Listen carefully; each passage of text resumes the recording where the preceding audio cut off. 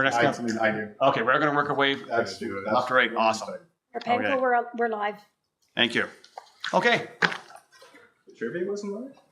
No, the trivia wasn't. Do it over again. So I'll call a meeting to order. I'll start with our land acknowledgement. On June 19th, 2023, we acknowledge that the sacred land on which Smith Falls is now located has been a site of human activity for over 10,000 years and is rich in Indigenous history. This land is the ancestral and unceded territory of the Algonquin Anishinaabe Nation. We are grateful to the Algonquin ancestors who cared for the land and water in order that we might meet here today. We're also grateful to the Algonquin people for their contribution in the making of the Rideau Canal, which runs through Smith Falls. We are mindful of broken covenants and the need to reconcile with all our relations. Together, may we care for this land and each other, drawing on the strength of our mutual history of nation building through peace and friendship and being mindful of generations to come. I call the meeting to order. I'll ask for approval or any amendments to the agenda. Seeing none, recommend a motion by Councillor McKenna, seconded by Councillor McGuire, that the June 19th, 2023 council meeting agenda be approved as circulated. All in favor? That's carried. Thank you. I'll ask for disclosure of pecuniary interest or any conflict of interest and general nature thereof. Seeing none, we'll move ahead with approval of the minutes. It's moved by Councillor McGuire and seconded by Councillor McKenna. The minutes of the June 5th, 2023 council meeting be approved as circulated. All in favor? That's carried. Thank you. Council reports and updates. I'll start my far left, I guess, and work my way around. Any? No? Hey, Councillor Robinson? Thanks. I've got two. My first one is the Railway Museum Board meeting on June 5th. They received some good news from the structural engineer that the roof will be able to support new sheeting and heavier grade shingles. They got quotes and they're waiting to find out if they get a Trillium grant to get the job done. They had a slight problem when they were moving the dental car. They had a derailment. Then they had to bring in a crane to put the engine back on the track so that they could finish moving it. Now the dental car is fixed where it's going to be, so they don't have to worry about that anymore.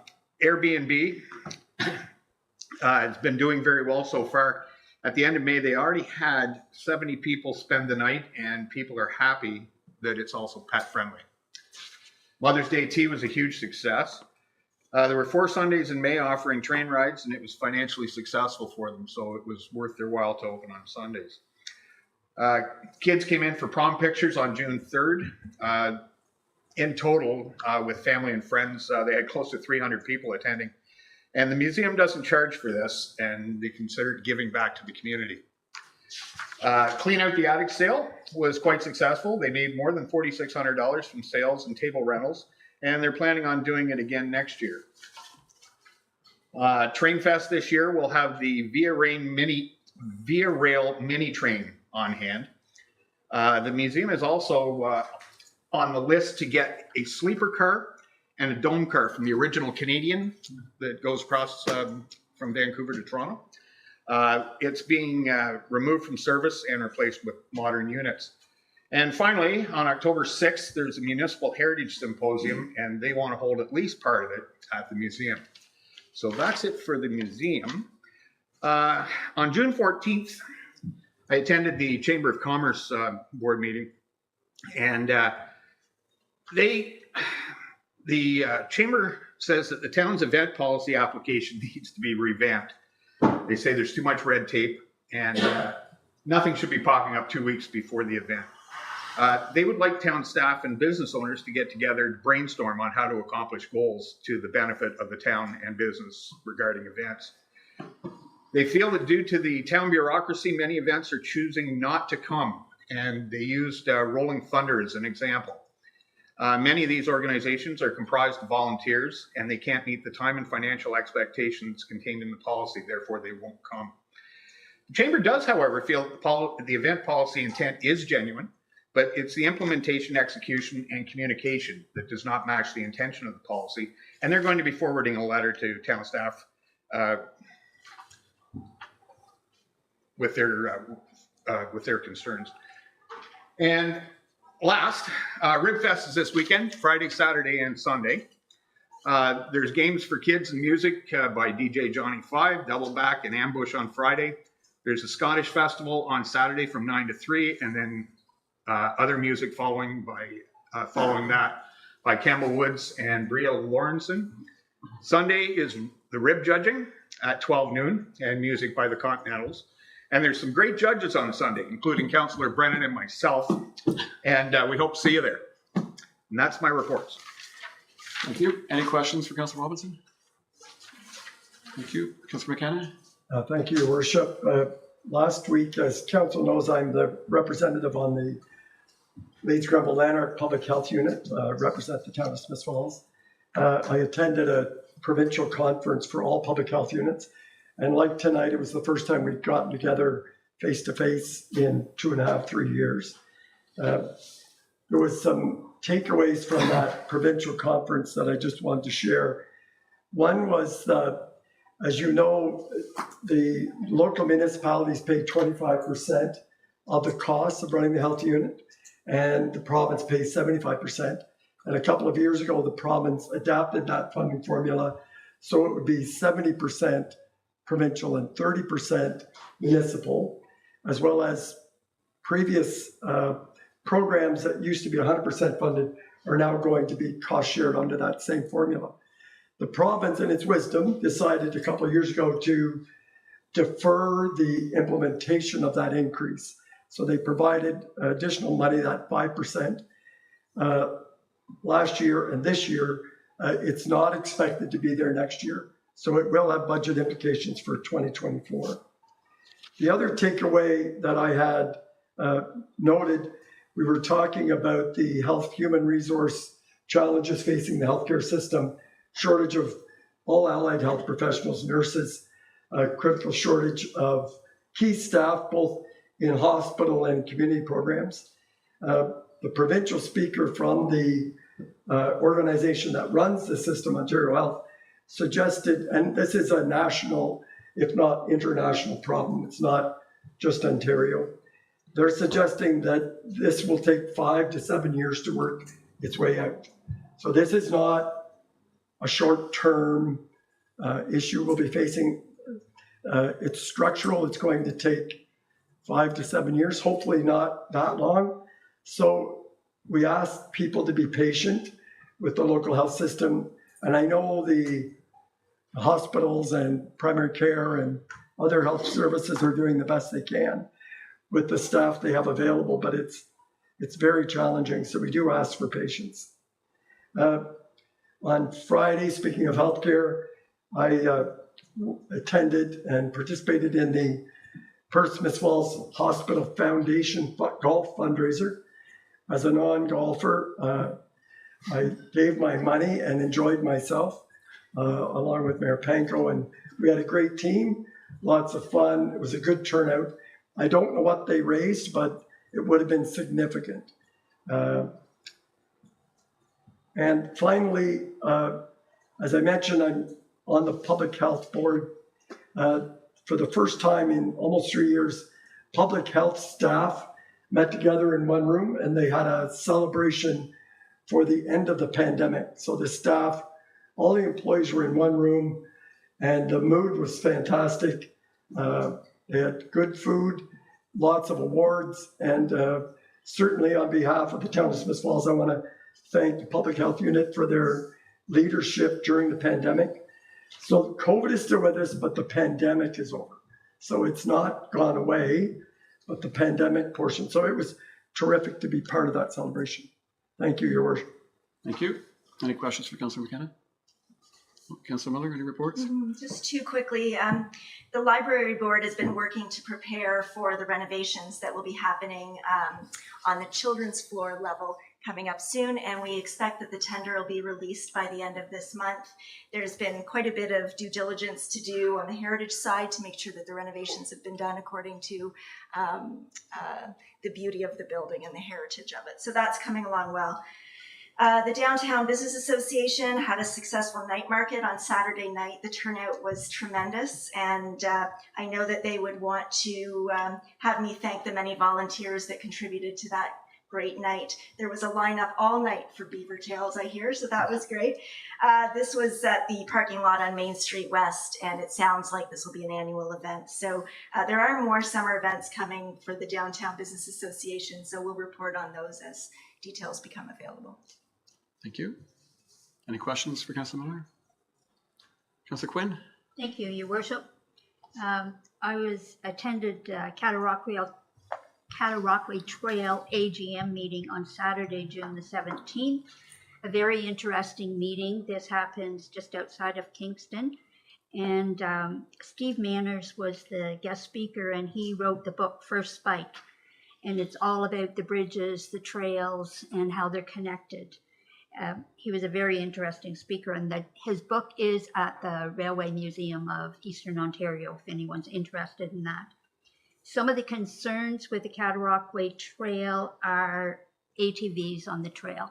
So if anyone sees any of this happening, if they would please let the police know, let me know, so we can report this. There was also some concerns of dogs running loose on the trail as people are walking. The trail was never built to be able to handle ATVs. It's just not sturdy enough for that. And one of the concerns is because the KMP Trail are allowing ATVs, and now they're coming off the KMP Trail onto the Cataraqui Trail. Anyway, it was a good meeting. They're doing upgrades on the trail, and they're not really don't come really far into the town of Smith Falls, but they are here, and they are wanting to get connected to other trails so that people can use these. They're lovely trails, biking, riding, walking, excellent. And the other, just this Wednesday night coming is the Real Deal. They're having their AGM, and it is a Zoom meeting, so if anyone cares to watch that, please just contact them, and they will set you up to be able to tap into the Zoom meeting. It should be quite interesting too. They have a lot going on at this meeting, and Stephanie Clark from our arena is the guest speaker. So we're looking forward to that. Thank you. Thank you. Any questions for Councilor Quinn? Before we go to Councilor Brennan, can those at the back hear us okay? Or is the sound not projecting very well? No? Okay. Not when the big trucks go by. Okay. We'll try to speak up then. Okay, Councilor Brennan? Hey, good heads up. Yeah, just one, I wanted to just inform you guys that on June 7th, I attended the Heritage House Advisory Committee meeting, and very exciting stuff going on there. And we're going to hear about it as a council, I believe, next week. But staff at the Heritage House, and I've got to shout out to Lisa and Sienna and Megan, have been working on a strategic plan for the museum, and that's going to be presented to us next week. And I've seen it, and I'm really impressed with it. And a big part of it is marketing of the museum, because they do so many things, and it's really not. They feel they can do a better job of getting people out and actually moving out of the museum and coming out to the community. And they've done that last year with the Remarkable Women, where they went out to businesses and did that sort of thing. So there's a new logo coming out too. So next week, I'm really looking forward to seeing your reaction, and lots of stuff going on there. Of course, they have trivia nights. There's one coming up this Friday at 4 Degrees. And I think it's $20 a table. They usually sell it out. And of course, they're the lead on Movies Under the Stars, which is July and August. So they do great work there. They're doing tea and tours where groups come in and get a tour and have a tea. They had one on the 17th, and there's another one coming up on July 2nd. And of course, they're coordinating Canada Day for us as well. So I asked them if they had a dunk tank, and they said yes. And I said all the new councillors are going to volunteer for that. So, but I won't steal their thunder for next week, but I think everybody's going to be impressed with the directions the museum's going in. So that's about it. Thank you. Any questions to Councilor Brennan? Okay. I've got a couple of things myself this evening. One proclamation, National Indigenous Peoples Day, June 21st, 2023. Whereas the town of Smith Falls acknowledges the rich culture, heritage, and achievements of First Nations, Inuit, and Métis people in Canada. Whereas National Indigenous Peoples Day is a day recognizing and celebrating the cultures and contributions of the First Nations, Inuit, and Métis Indigenous peoples of Canada. Whereas for generations, many Indigenous peoples and communities have celebrated their culture and heritage on or near this day due to the significance of the summer solstice as the longest day of the year. Whereas the town of Smiths Falls is home to a strong Indigenous community and would like to acknowledge their continued contributions. Now, therefore, be it resolved that I, Sean Panko, Mayor of the town of Smiths Falls, do hereby proclaim June 21st, 2023 as National Indigenous Peoples Day in the town of Smiths Falls. It's also my pleasure today to make a couple of presentations. Chief Cheesebro, do you mind standing for a moment, please?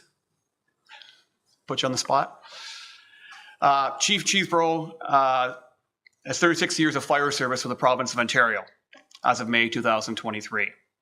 Started as a volunteer in Pittsburgh Township, May 1987. Due to the amalgamation, he joined the city of Kingston. Hired as a full-time chief with South Frontenac Fire Department, 2003. 2018, he joined the Smiths Falls Fire Department as fire chief. In that role, he also oversees our building and our bylaw enforcement departments. Chief Cheesebro is a member of the Ontario Association of Fire Chiefs, Canadian Association of Fire Chiefs, Training Officers Association, Fire Prevention Officers Association. He has sat on 3 advisory boards reflecting the firefighter curriculum of Ontario. He's a past Zone 6 representative for the Ontario Association of Firefighters. He initiated the Green Light program for all fire departments in Ontario. And he's a recipient of the Bill Williams Humanitarian Award for 2017, respecting involvement in the community.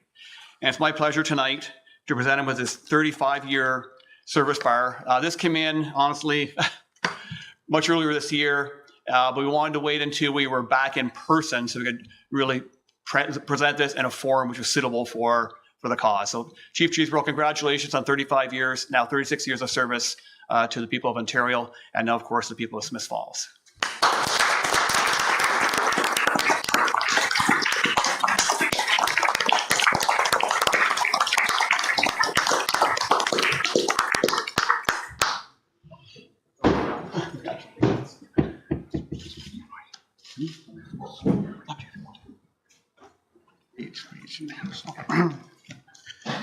Your Worship, members of council, thank you very much on receiving this.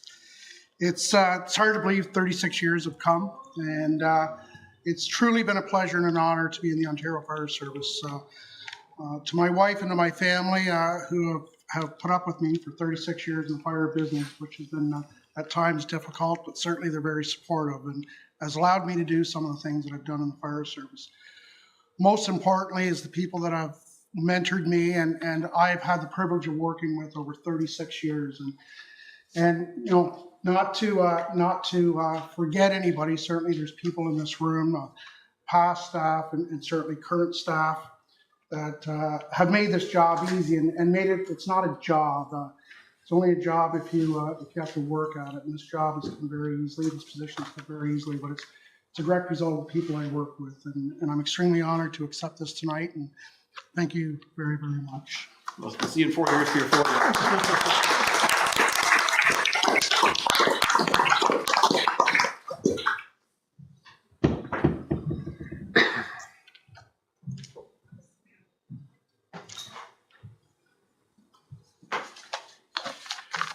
I also want to take a minute to recognize one of our own, who earlier this year won a national championship in his sport and is now competing at the national and international level. Jake, do you mind standing, please? And Kelly might as well stand with you. The Dart communities in Smiths Falls and all the surrounding towns and cities know who Jake McMillan is. But does everyone know this Smiths Falls resident is Ontario's provincial Dart champion and will be representing our province in the national championship later this month. Jake earned a spot on Team Ontario in Toronto in April, where players competed for one of 8 spots to represent the province. Not only did Jake earn his spot, he came out on top of the whole tournament, earning the title of men's provincial champion. Team Ontario will compete against the other provincial teams in the 2023 Adult National Championship in Quebec from June 25th to 29th. He'll have the opportunity that weekend to compete for a spot to represent Canada at the World Darts Federation World Cup of Darts in Denmark later this year. Go Team Ontario and definitely go Jake. The second competition that he's involved in is even more impressive. The Championship Dart Circuit is North America's professional darts tour and provides the highest level of competition on the continent. A spot to play in this legendary tournament must be earned, and Jake earned his spot at a qualifying event in Syracuse in February, taking runner-up at the event. He won his tour card for the competition, which consists of 12 main events hosted over 4 weekends in Illinois, Indiana twice, and in Cambridge, Ontario.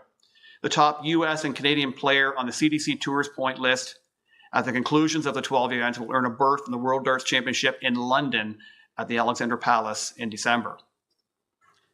Again, good luck, Jake. At the first 3 events that took place recently in Indiana, Jake made it to the top 32 in the first 2 events, the top 64 in the third, and he will, of course, make up for that at future events. Oops. While in Indiana, Jake also competed in the U.S. Darts Master Qualifiers, where competitors competed to earn a spot to play at Madison Square Garden in June. Those that qualified were invited to compete against the top 8 dart players in the world, all at this once-in-a-lifetime event. There were 3 spots available to be won, 1 to each of the winners of the 2 events, the third spot going to the player who had the highest order of merit over the 2 qualifying tournaments. Jake was competing against the best professional dart players in North America, and he was incredible. He made it to the finals in his first qualifying event, where he was eventually defeated but claimed the runner-up position. In the second qualifying event, he made it to the top 16, just 1 step away from the quarterfinals. But because he performed so brilliantly through both events, he earned the order of merit and won third spot. That led Jake to New York City, where he competed June 2nd and 3rd to play against the most elite dart players in the world. And it was literally, as Kelly puts it to me, his dream come true. In the first round, he played against the world third highest ranked dart player, Michael Van Gerwen, who had just won a major tournament overseas. Jake held his own against this legendary player, starting off with a 1-0 lead and scoring 180 on the national stage, but did eventually succumb to the champion in the end. Van Gerwen went on to win the entire tournament. There was an additional tournament held between the 8 North American players to earn a spot to attend the PDC World Championships.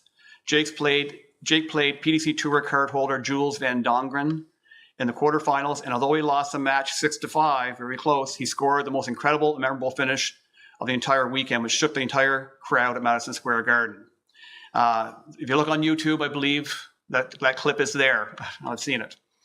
The final competition he is part of is the CDC Tour, which is a 2-year event for Canadian and U.S. players that qualified to compete.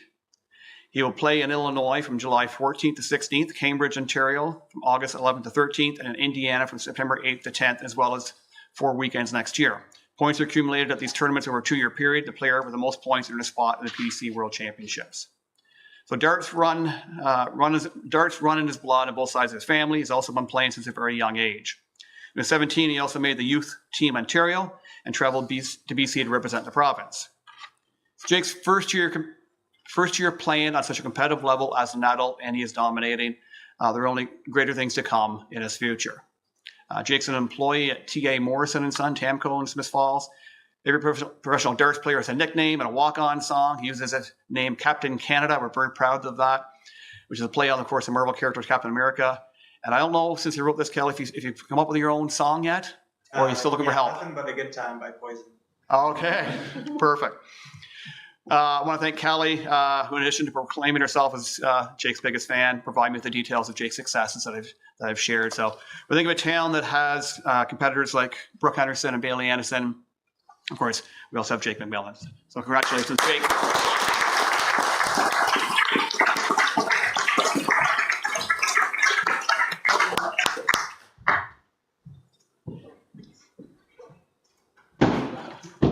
Congratulations. Be careful not to hurt your dart hand. That's all good. Just on behalf of Mayor and Council, we're honored to present this certificate to you for your accomplishments. Congratulations on the success in your dart career. Most recently, your achievement in being chosen one of the 8 players in North America to compete in the 2023 U.S. Dart Masters in New York City. Best wishes on your upcoming national championships and CDC Tour competitions in 2023. And please keep us in tune to your successes. For sure. Best wishes as they go forward. Thank you. I appreciate that. You're very welcome. Did you want to say anything? Just appreciate the acknowledgement and all the support from friends and family. It's meant a lot. Looking forward to this weekend coming for nationals. So Awesome. Keep it All the moving. best. A little bit of slide here.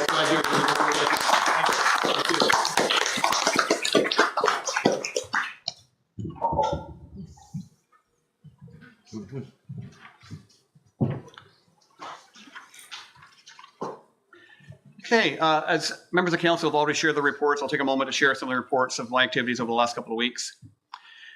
On June 7th, along with Councillor McKenna, I attended the Leonard County Community and Corporate Services Committee meetings. I generally cover the corporate services element of that, so I'll talk a little bit about the report from our paramedic service. We got an annual report from the Leonard County paramedics. Indicated that calls for service in Smith Falls rose by 187 calls, or 6.4% in 2022 over 2021. Priority 3 calls, which are urgent, and priority 4 calls, which involve life-threatening situations, both rose over 16%. These are fortunately were offset somewhat by two-thirds reduction in priority 1 calls, which are deferrable calls. Overall, 31% of the county's priority 3 and 4 calls deliver patients to the Smith Falls site of the present Smith Falls District Hospital. 28% go to the Perth site, remaining 41 go to Carleton Place or Almont. 2022, the top 3 reasons for calls to 911 were breathing problems, falls, or unknown emergencies. Of the approximately 25,000 calls for service managed by the paramedic service, 3,253 or 13% involved our paramedics being dispatched to another jurisdiction, including Leasing, Grenville, Renfrew, Frontenac, and Ottawa, where calls to the City of Ottawa rose from 705 in 2021 to 1,718 in 2022. These calls to the City of Ottawa have been a real point of contention for years, as Lanark County taxpayers cover half the cost of our paramedic service, with the province covering the remainder. And of course, the strain on our service and taxpayers is increasing as we continue to subsidize the City of Ottawa's own service with our personnel and equipment with no financial support from the city. It's also an issue for paramedic services in Leeds, Grenville, and Renfrew. In total, Smith Falls Montague base handled 7,579 calls for service, with 76% of the calls involving a patient 51 or older. So overall, with a growing and aging population, calls for service have been rising annually in recent years. The community paramedicine program continues to grow in the volume of patients it serves across Lanark County, handled a total of 3,553 patient interactions in 2022. These virtual and in-home consultations help with medication compliance, in-home urinalysis, vital signs, vaccines, mental health assessments, blood work, home safety scans, ECGs, wellness checks, remote patient monitoring, blood glucose sampling, and physical assessments. Of course, these valuable services help our citizens stay in their homes and avoid hospital visits. So we're deeply grateful for everything our paramedic services do for our broader community. Also, on June 13th, we had our inaugural meeting of our Climate Protection Working Group. Danielle Schufelt was elected chair of this committee, and we reviewed the town's progress to date on our commitment to Partners for Climate Protection, started on our work plan, and we'll be meeting monthly going forward. Last Thursday, I was really pleased to attend Cruise Night to present founder Don Bates with a certificate of congratulations on the Car Club's 25th years of Cruise Nights in Smith Falls. Over 100 cars were on display for the evening. Hundreds of participants and classic car enthusiasts were present for the celebration. From a start of 4 cars in 1996 to the dozens that show up every Thursday night at Settlers Ridge Center, Thursdays, Cruise Nights continue to be a favorite event in our community throughout the summer months. Thanks to organizers Greg Aspect, Tracy McKay, and Rick and Holly Desjardins, who are carrying on the tradition started by Don Bates so long ago. Last Friday, many members of council attended the Lanark Leeds Grenville Board-to-Board Forum. This was a great opportunity to learn about the progress of the Ontario health teams in general, especially the Lanark Leeds Grenville Ontario Health Team. We had numerous presentations related to the health and wellness of our community. And it was very exciting to hear Dr. Brian Whitestone, who is chair of the Table Community Food Center, announce that they have signed a lease at the Chambers Street Plaza to establish a permanent location for the Falls Food Hub in Smith Falls. This initiative has been in the work for 4 years. I'm incredibly pleased this milestone has been reached, and we'll share more details as they come forward. But this started really as a grassroots initiative, I think in 2018, 2019, among a number of the food service providers in the community and the faith community. And we sort of diligently worked away over the last 4 years, working with the table. And now it's really exciting to see that come together. There will be a fundraising campaign. The space has to be converted There'll be a commercial kitchen put in, and of course, accessible washrooms put in, but we're confident this fall it will be up and running. They will continue providing meals at Handley Hall on Mondays at noon, for those who aren't aware of that. We also received an update on Friday from the Regional Community Health Services on the proposed new Health and Social Services Hub.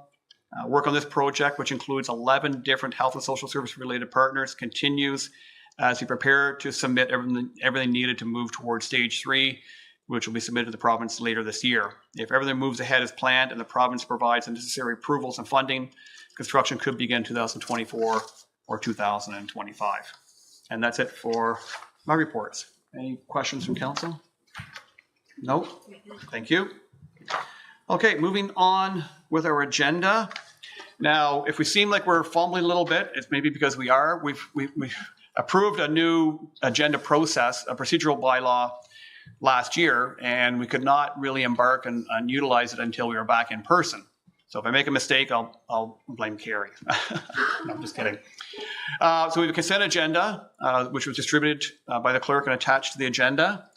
Anyone like to pull anything from that agenda? Have anything voted on it separately? If not, I'll go to Councillor Brennan. Moved by Councillor Brennan, seconded by Councillor Robinson. The items in the consent report number 001-2023 received from the clerk be received and adopted. Okay, and we're going to, sorry, there are 3 items I'll mention now.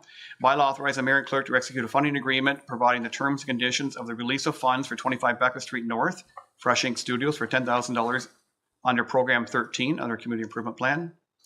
Number 2, bylaw lifting part law controls for the lands described as blocks 15, 18, 23, and 28 of Registered Plan 27M-102 to allow the division of the blocks into separate street townhouse lots.